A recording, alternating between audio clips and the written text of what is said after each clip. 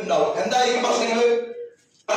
ഒന്ന് നമ്മുടെ വീട്ടുകാരായിരിക്കും ചിലപ്പോൾ പ്രശ്നങ്ങൾ. നമ്മളൊരു കാര്യം ചെയ്യാനായിട്ട് പുറപ്പെടുമ്പോ നാട്ടുകാരായിരിക്കും പ്രശ്നങ്ങള്, ബന്ധുക്കാരായിരിക്കും പ്രശ്നങ്ങള്, സാഹചര്യങ്ങളായിരിക്കും പ്രശ്നങ്ങള്, സാമ്പത്തിക ബുദ്ധിമുട്ടുകളായിരിക്കും പ്രശ്നങ്ങള്, ആരോഗ്യ പ്രശ്നങ്ങളായിരിക്കും പ്രശ്നങ്ങള് എന്ന് പറഞ്ഞാൽ പലതരത്തിലുള്ള പ്രശ്നങ്ങള് നമ്മൾ അകറ്റും. അതുകൊണ്ട് തന്നെ നമ്മൾ എന്ന് പറയുന്ന ഒരു വ്യക്തിക്ക് നമ്മുടെ സ്വപ്നങ്ങളെ കാണാനോ ആലോചിക്കാനോ സ്വപ്നങ്ങൾ ഉണ്ടായിരുന്നു.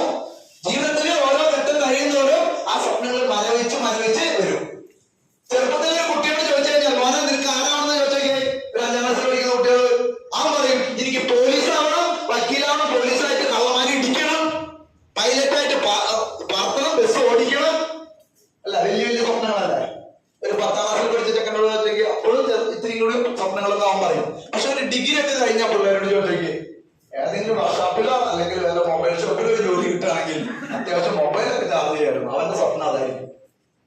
പഠിപ്പും വിദ്യാഭ്യാസം കൂടുന്നതിനനുസരിച്ച്, ജീവിത സാഹചര്യങ്ങൾ മനസ്സിലാക്കുന്നതിനനുസരിച്ച്, സമൂഹത്തിലുള്ള ഇടപെടല് കൂടുന്നതിനനുസരിച്ച് അവന്റെ സ്വപ്നങ്ങൾ മരവിച്ച് വരുന്നു. ഒരു കല്യാണം കൂടി കഴിച്ചു കഴിഞ്ഞാൽ പിന്നെ തീർന്നു. ഇതാരും സമ്മതിക്കില്ല.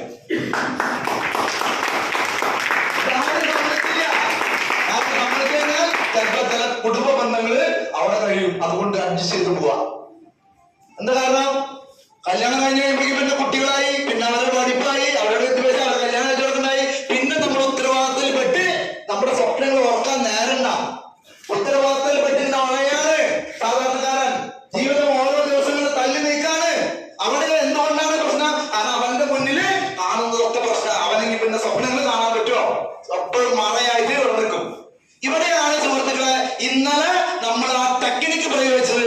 നമ്മുടെ സ്വപ്നങ്ങളെ ഉണർത്തിയത്, നമ്മുടെ സ്വപ്നങ്ങളെ 10 എഴുതാൻ പറഞ്ഞത്, നമ്മുടെ സ്വപ്നങ്ങളെ ഒന്ന് ചിന്തിക്കാൻ പറഞ്ഞത്. അപ്പോഴാണ് അനേകം ആളുകൾ ആരൊക്കെ എഴുതിയെന്ന് എനിക്കറിയില്ല. അതുകൊണ്ടാണ് ഞാൻ ഇന്നലെ പറഞ്ഞത്, നിങ്ങൾ ആ 10 സ്വപ്നങ്ങൾ എഴുതിയിട്ടില്ലെങ്കിൽ നിങ്ങൾ ഇവിടെയുള്ള ലീഡേഴ്സിനെ അല്ല പറ്റിക്കുന്നത്, ഈ സംഘടിപ്പിക്കുന്ന ആളുകളെ അല്ല പറ്റിക്കുന്നത്, നിങ്ങൾ ആർസിമിനെ ഇവിടെ കൊണ്ടുവന്ന ആളെ അല്ല പറ്റിക്കുന്നത്.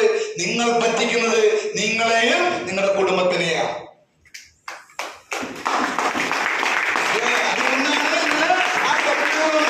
എന്താണ് ആ സ്വപ്നങ്ങൾ ഉണർത്തി കഴിയുമ്പോൾ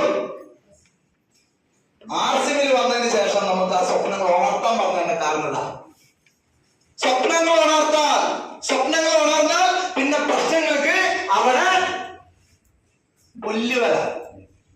സ്വപ്നങ്ങൾ ഉണർന്നാൽ, സ്വപ്നങ്ങൾ